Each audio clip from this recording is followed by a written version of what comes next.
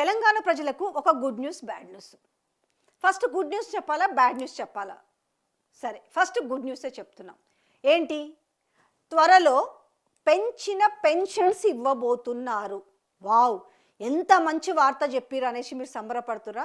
అయితే కొంచెం ఇట్లా ఒక్కసారి నజరేయండి. పెంచిన పెన్షన్స్ అంటే 2016కి 4016 రూపాయలు వస్తాయి అనుకుంటే మీరు పప్పులో కాలేసినట్టే.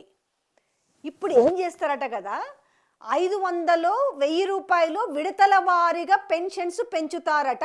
అది కూడా ఇప్పుడు ఎవరైతే ఈరోజు వృద్ధాప్య పెన్షన్స్కి లబ్ధిదారులు ఉన్నారు కదా, అందులో వితంతు పెన్షన్స్ ఉన్నాయి, తర్వాత బీడీ కార్మికులకు ఉన్నాయి, లేదా వృద్ధులకు ఉన్నాయి, వికలాంగులకు ఉన్నాయి.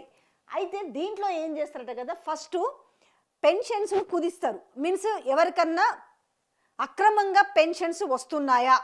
కానీ నాకు తెలిసి అయితే తక్కువే. అక్రమంగా పెన్షన్స్ రావడం అయితే తక్కువే. అయితే ఇప్పుడు ఏం చేస్తారంటే, ఈ పెన్షన్స్ కట్ చేయడం అనే విధానం చూస్తే ఎవరికి కట్ చేస్తారంటే, సపోజ్ ఇప్పుడు ఒక ఇంట్లో ఒక పెద్ద ఆయనకు పెన్షన్ వస్తుంది. ఒకవేళ వాళ్ళ ఇంట్లో ఎవరైనా ఒక గవర్నమెంట్ జాబ్ చేసే కొడుకు ఉన్నాడు అనుకోండి, అక్కడ పెన్షన్స్ కట్ చేసే ఛాన్స్ ఉంటుంది. ఎందుకంటే అక్కడ గవర్నమెంట్ జాబ్ చేస్తున్నాడు. అయితే ఇక్కడ ఒక లాజిక్ ఆలోచిస్తే, ఆ కొడుకు ఇంట్లో సపోజ్ ఇంట్లో 3 కొడుకులు ఉన్నారనుకుందాం. 3 కొడుకులు 2 బిడ్డలు, లేదు ఒక 2 కొడుకులు 2 బిడ్డలు ఉన్నారనుకుని, అందులో ఒక్కరు కనుక గవర్నమెంట్ ఎంప్లాయీ అయినా లేకపోతే ట్యాక్స్ పేయర్ కనుక ఉన్నారనుకోండి, అది కట్ చేసేయాలనేది వీళ్ళు ఒక కండిషన్ పెట్టబోతున్నారు.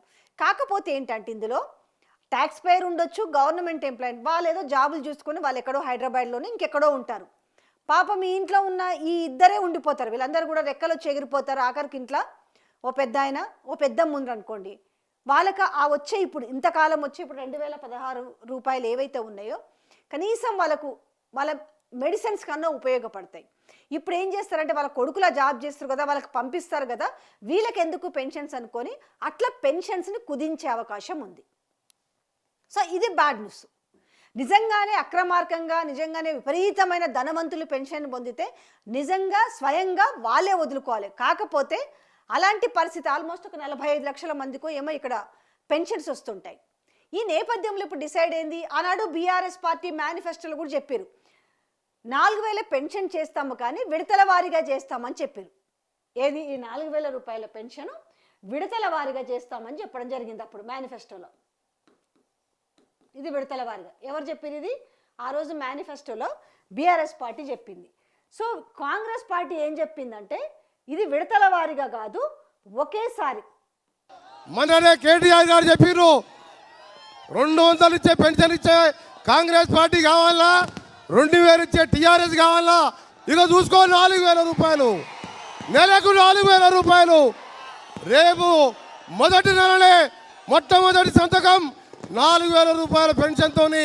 రెండోది, ముఖ్యమంత్రి రేవంత్ రెడ్డి కూడా మీకు ఇప్పుడైతే 2016, అదే డిసెంబర్ 9వ తేదీ నుంచి అయితే 4016 రూపాయలు. 2000 వస్తుంది కదా, వచ్చే నెల నీకు 4000 నీ ఖాతాలో పడతాయి. వచ్చే నెల డిసెంబర్ 9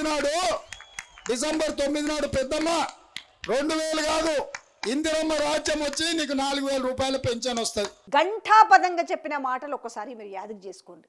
అయితే ఇప్పుడు ఏమైంది తెలుసా, మాట మార్చిరు. ఇప్పుడు ఒకేసారి కాదు, వీళ్ళు కూడా ఏం చేసిరు, ఆ రోజు బీఆర్ఎస్ మేనిఫెస్టోలో పెట్టిన విధంగా వీళ్ళు కూడా ఈరోజు విడతల వారీగా చేస్తామంటారు. ఎంత ఆలోచించి, ముందు ఈ మిగతా పెన్షన్లు అన్నీ కుదించిన తర్వాత అందులో మిగులుతాయి కదా, ఆ కుదించిన డబ్బుల్ని అది 500 రూపాయల లెక్కన ఇవ్వాలా లేకపోతే 1000 రూపాయలు ఇవ్వాలా అనేది డిసైడ్ చేస్తారట. ఇది కానీ ఈరోజు మీరు అడగాలి కదా, మీకు ఆ బాధ్యత ఉంది కదా. ఎందుకంటే మీ ముందుకు రేపు ఎంపీటీసీ ఎలక్షన్స్ వచ్చినప్పుడు, ఎందుకంటే అవి బీఫామ్ మీద జరిగే ఎలక్షన్స్ కాబట్టి మీరు రేపు ఖచ్చితంగా ఆ మాట అడగొచ్చు. అదేంటి, మీరు ఆ రోజు ఒకేసారి పెన్షన్ ఇస్తామన్నారు కదా, పెంచుతామన్నారు 4016 రూపాయలు. వీళ్ళకైతే వికలాంగులకు వచ్చేసి ఎంత, 6000 వికలాంగులకు.